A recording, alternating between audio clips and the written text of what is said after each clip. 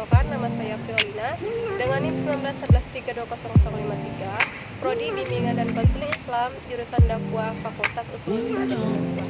Baiklah, di sini saya akan memberikan contoh dialog konseling individu yang dikonselori dengan saya sendiri. Baik, selamat menyaksikan.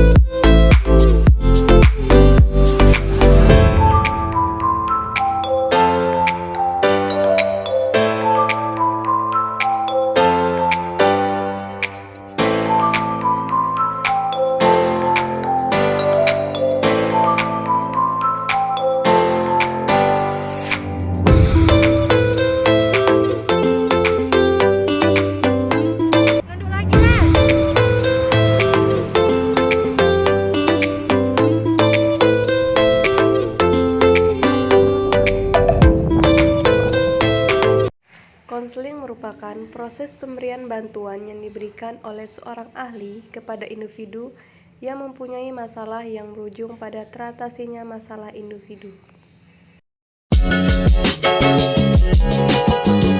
Baik, terima kasih kepada Mbaknya yang sudah menepati janji kemarin.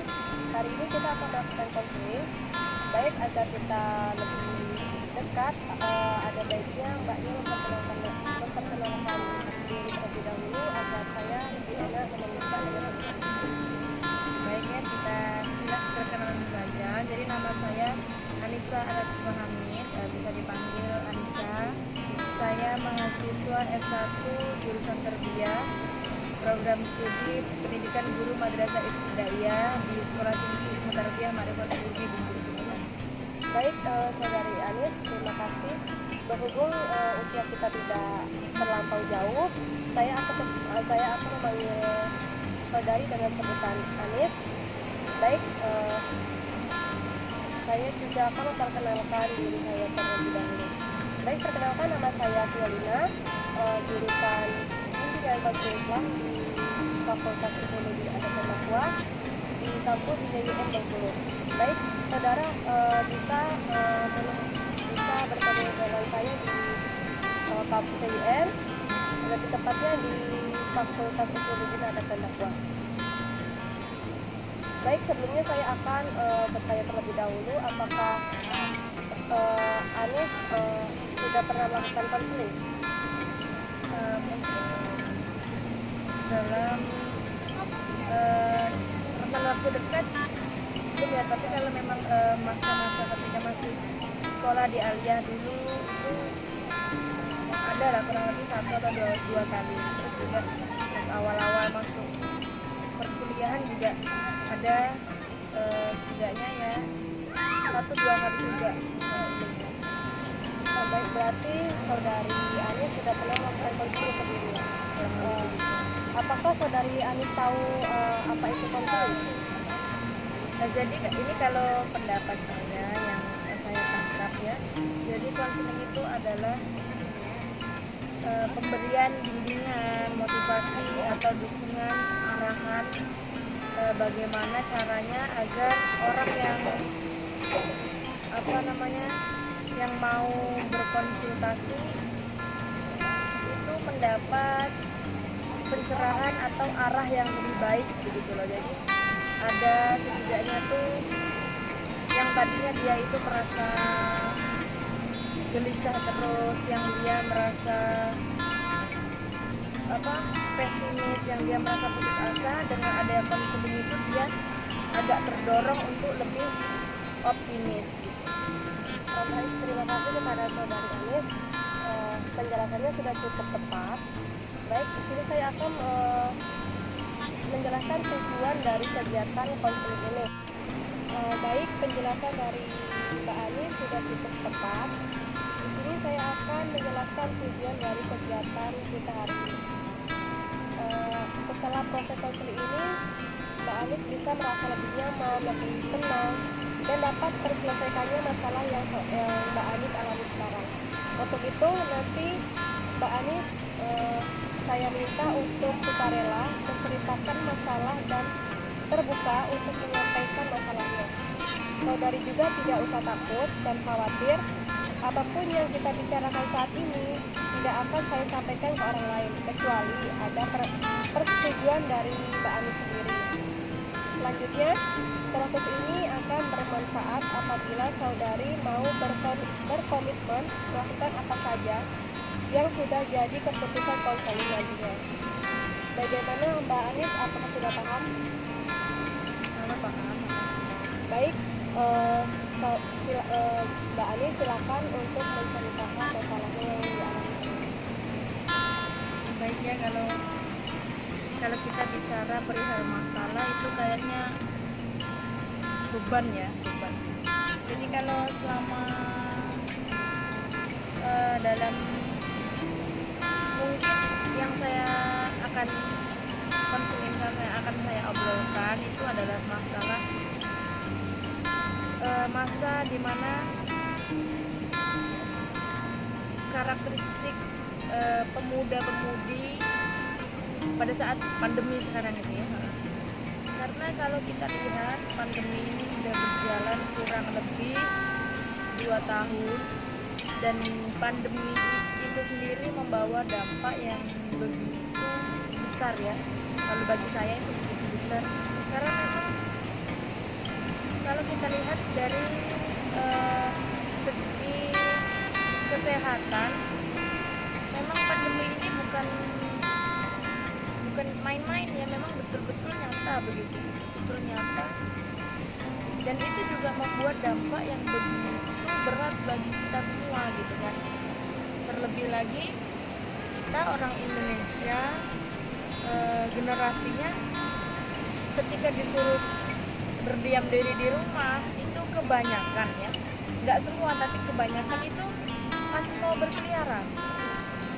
Yaitu apa? Karena budaya itu sendiri, budaya yang memang sudah dari dulu memang seringnya di luar timbang di dalam rumah, itu banyaklah kegiatan yang di luar rumah, dan itu juga bisa memicu dampak-dampak, baik dampak positif ataupun yang negatif. Kalau kita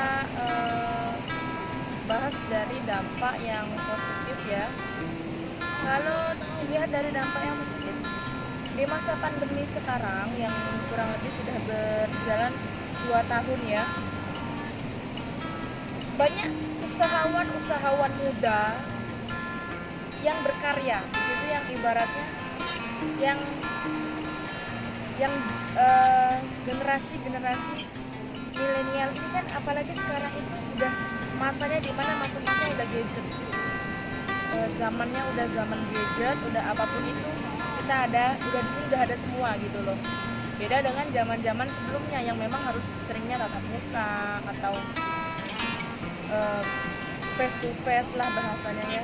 Kalau sekarang kan lewat benda sekecil ini aja kita tuh udah bisa mencakup seluruhnya gitu. Dan kalau kita lihat dari dampak positifnya, yaitu tadi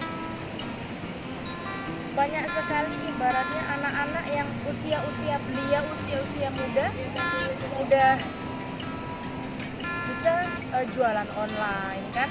Setidaknya itu udah jadi bentuk ibaratnya dia udah bisa cari uang sendiri kan, cari penghasilan sendiri dengan masa pandemi itu, karena memang kegiatannya banyak lah yang di dalam rumah kan. Terus selanjutnya ada dampak positifnya juga, kreativitas anak itu semakin meningkat karena ketika di dalam rumah, ketika kita lockdown itu di dalam rumah nggak boleh keluar, pasti kan anak itu kan bosan, dan sela-sela bosan itulah mereka berpikir untuk misalnya kita apa ya sih gitu kan. Jadi awalnya yang anak-anak itu nggak bisa masak kan, terus jadi mau belajar masak dan jadinya akhirnya jadi bisa masak. Anak-anak yang nggak tahu seni misalnya, karena melihat di dalam HP ini ada banyak konten kreator yang memang menampakkan karya-karya seni yang indah ya, baik itu tarian atau segala macam, lukisan atau segala macam. Jadi anak-anak itu ikut, jadi di situ karya seninya anak-anak itu ekspresi yang di dalam jiwa dia itu keluar semua. Itu kalau kita lihat dari dampak positif, yaitu kalau dari pandangan saya. Terus kalau sekarang kita bahas yang dampak yang negatif, kita lihat dari dampak yang negatif, nggak kalau pandangan saya nggak seimbang sama yang dampak positif, karena sebagus apapun dampak positif, adalah sekitar beberapa persennya itu juga mengandung dampak yang negatif. Contohnya ya ini barang kecil ini yang mengandung sekian banyak hal, ketika diberikan ke anak-anak, apalagi kan anak-anak, memang anak-anak ini kan masih masa-masa produktif, masih sangat aktif, nggak mau dikekang, nggak mau, belum, barunya namanya anak-anak ya, nggak bisa diatur segala macam, masih mau bebas. Jadi ketika benda ini, ketika lockdown diberlakukan, tidak, maksudnya tuh keluar rumah dibatasi, nggak mungkin kalau nggak megang ini dalam rumah. Nah, dalam benda ini kan kita tahu sendiri ya, kita yang ibaratnya sudah sebesar ini atau sedewasa ini aja memang harus perlu hati-hati dan ekstra hati-hati menggunakan gadget. Nah, banyak terjadi kalau kita lihat dari negatifnya, anak-anak itu kan nalarnya, terus juga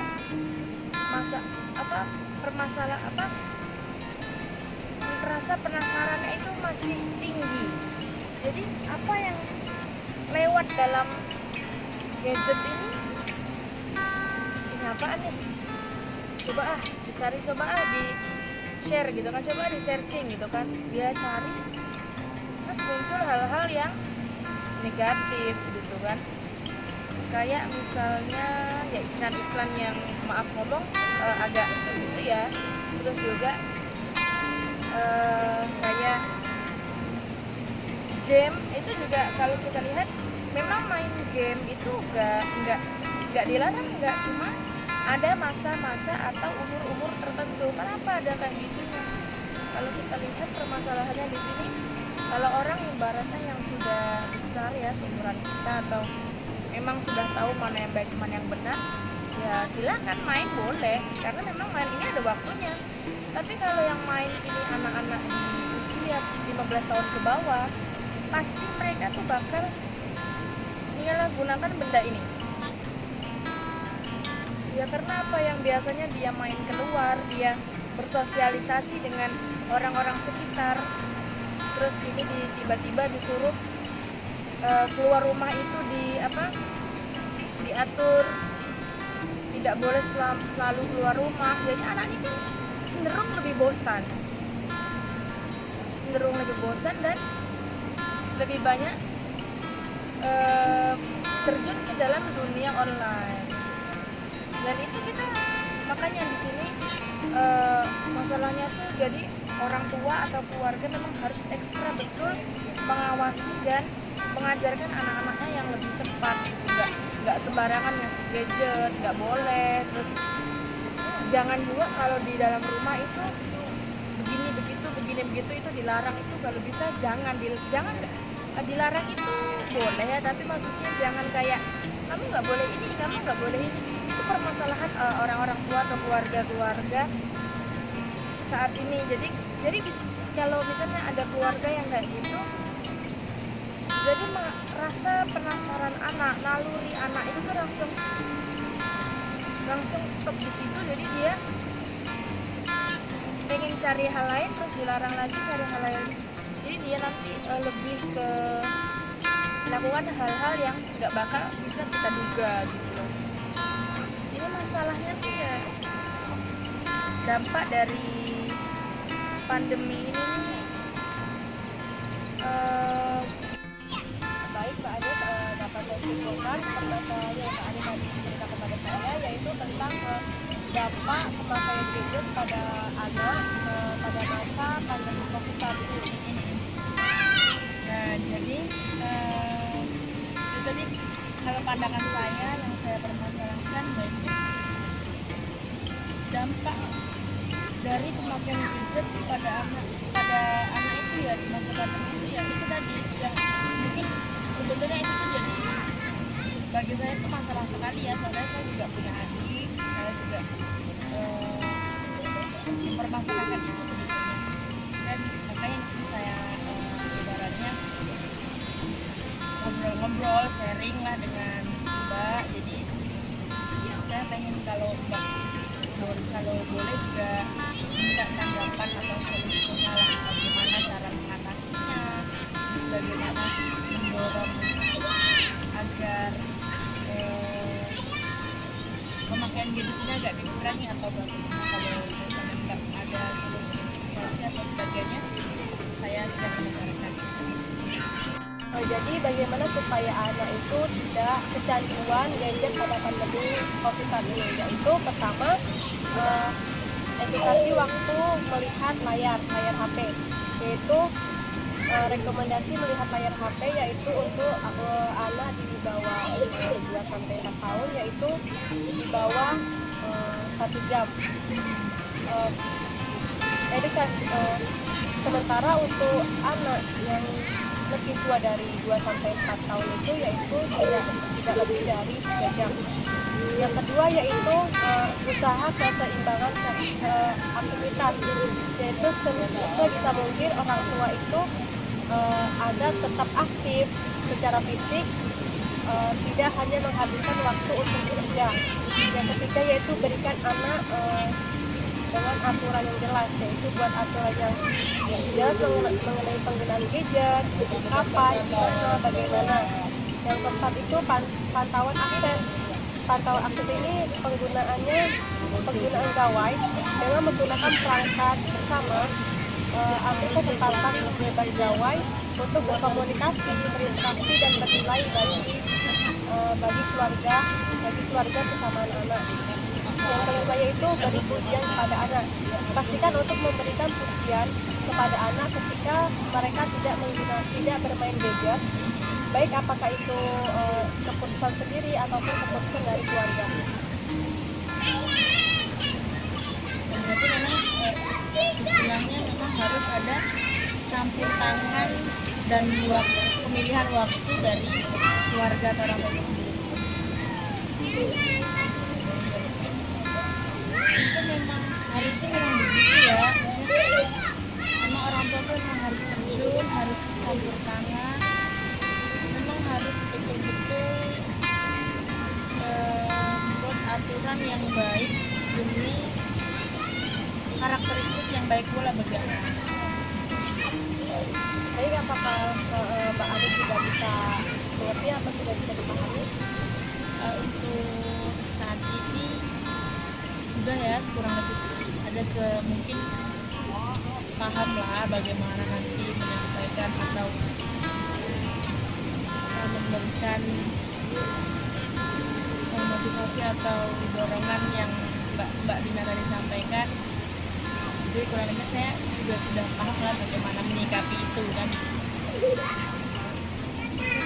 Dan saya harap juga untuk nanti mungkin keluarga atau orang tua juga jangan menyepelekan gadget ya, jangan menyepelekan juga pandemi ini gitu kan. Memang harus betul-betul